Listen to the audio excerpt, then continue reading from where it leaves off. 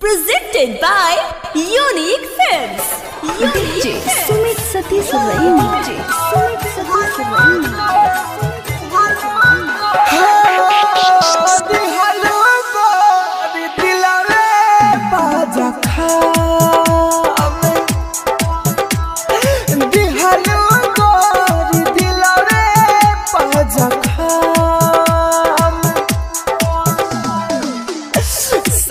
जब तारा छोड़ा ही के रहे काहे कइलू प्यार ये सनम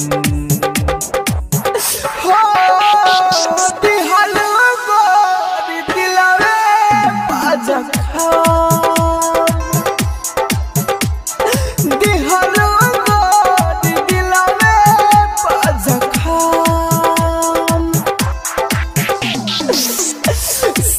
जब तारा छोड़ा ही के रहे काहे कइलू प्यार ये सनम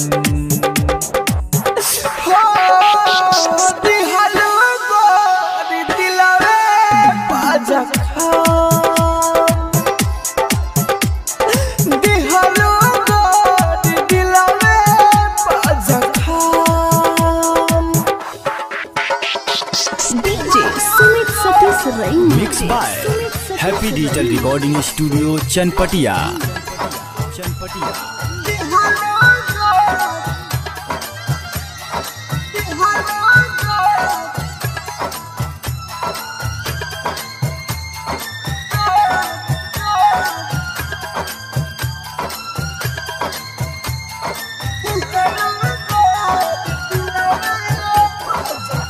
दिलवा में प्यार के घर बना के अपने तू दिहलू जार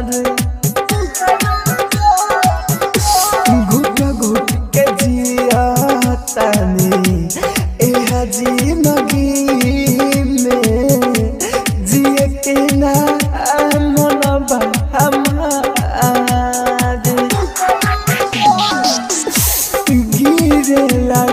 रावा होते हो बरावा अखिया रहेला मोर नम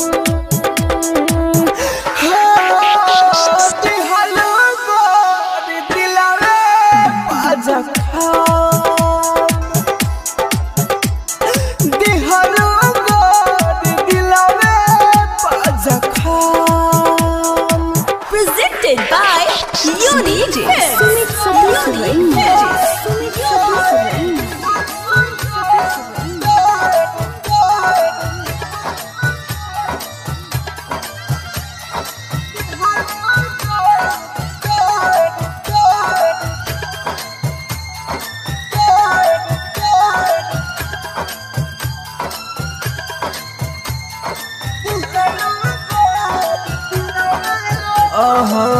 ऐसन प्यार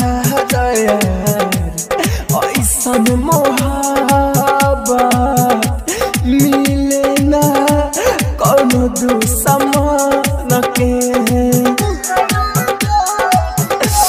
माहिर मुकेश जवान भइल बदासा होई मुसा कलम के ना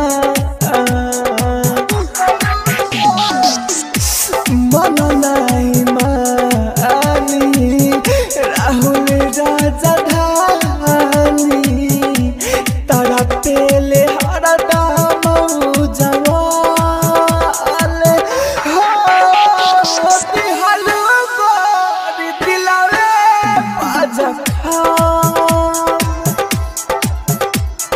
दिहलो गोरी दिलवे पाजखा साथी जब तारा छोड़ा ही के रहे काहे कइलू प्यार ये सनम हो दिहलो गोरी दिलवे